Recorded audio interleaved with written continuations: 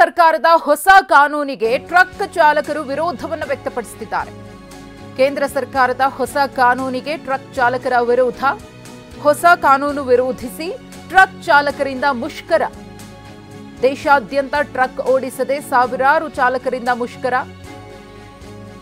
Hit and run ಕೇಸ್ನಲ್ಲಿ 10 ವರ್ಷ ಜೈಲು ಶಿಕ್ಷೆ, 7 ಲಕ್ಷ ದಂಡ ವಿಧಿಸುವ ಕಾನೂನು ಜಾರಿಗೆ ಕೇಂದ್ರ ಸರ್ಕಾರ ಸಿದ್ಧವಾಗಿದೆ.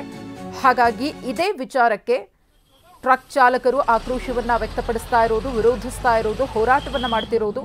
ಹೊಸ ಕಾನೂನನ್ನು ವಿರೋಧಿಸಿ ಲಾರಿ ಚಾಲಕರ ಪ್ರತಿಭಟನೆ.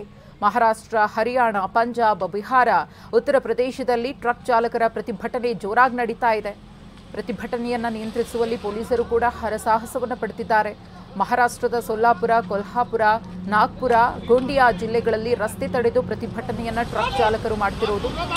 ಹಿಟ್ ಅಂಡ್ ರನ್ಗೆ 10 ವರ್ಷಗಳ ಕಾಲ ಜೈಲು ಶಿಕ್ಷೆ ಜೊತೆಗೆ 7 ಲಕ್ಷ ರೂಪಾಯಿ ದಂಡ ವಿಧಿಸುವ ಕಾನೂನನ್ನು ಜಾರಿಗೆ ತರುವ ನಿಟ್ಟಿನಲ್ಲಿ ಕೇಂದ್ರ ಸರ್ಕಾರ ಸಿದ್ಧತೆಯನ್ನು ಮಾಡಿಕೊಳ್ತಾ ಇರೋದು ಟ್ರಕ್ ಚಾಲಕರ ಕೆಂಗಣ್ಣಿಗೆ ಗುರಿಯಾಗಿದೆ.